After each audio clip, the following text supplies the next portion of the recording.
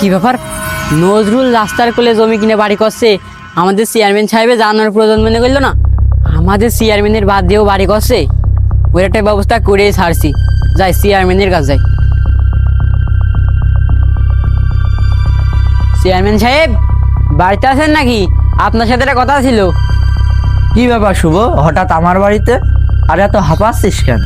Chairman আছে, একটা সমস্যা হয়ে গিয়েছে। ওই যে উত্তরপাড়ার নজরুল আছে না, সেই রাস্তার কোলে জমি কিনে বাড়ি করছে। আরে কি বলিস রে, আমাকে না জানি রাস্তার কোলে জমি কিনে বাড়ি করছিস? আরে চল তো যে দেখি।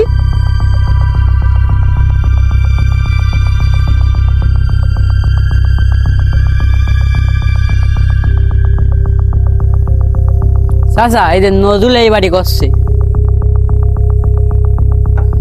এই নজরুল, একটু ডাক দে তো। এই নজরুল, এই কনে গেলি? বাড়ি আয় তো, আমাদের চেয়ারম্যান সাহেব তো ডাকছে।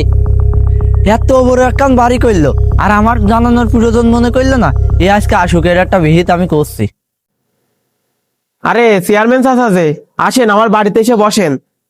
এই হারামজাদা, তুই কাজটা কি ঠিক করেছিস? কি কাজ ঠিক করিনি চেয়ারম্যান সাহেব? আরে তুই রাস্তার পাশে জমি কিনে বাড়ি করছিস আর আমার জানানোর প্রয়োজন মন করলি না? তোর তো সাহস কম না?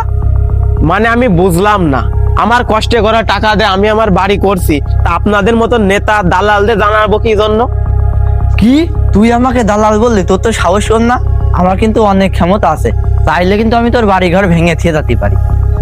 আমার পরিশ্রমের টাকা দিয়ে আমি আমার বাড়ি করেছি, আপনারা আমার বাড়ি ভাঙার কে? আর আপনাদের মতো নেতাদের কারণে বাংলাদেশের অধিকাংশ লোকজনই ঠিকঠাক বসবাস করতে পারছে না, শুধুমাত্র আপনাদের অত্যাচারের কারণে।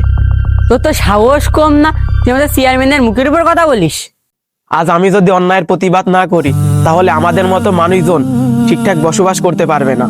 শোনেন, একটা কথা বলি, আপনাকেও কিন্তু 3.5 হাত মাটির তলায় আপনাকে যেতে হবে। তখন আল্লাহর কাছে আপনি কি হিসাব দিবেন? তখন কিন্তু পালাবার কোনো রেহাই থাকবে না।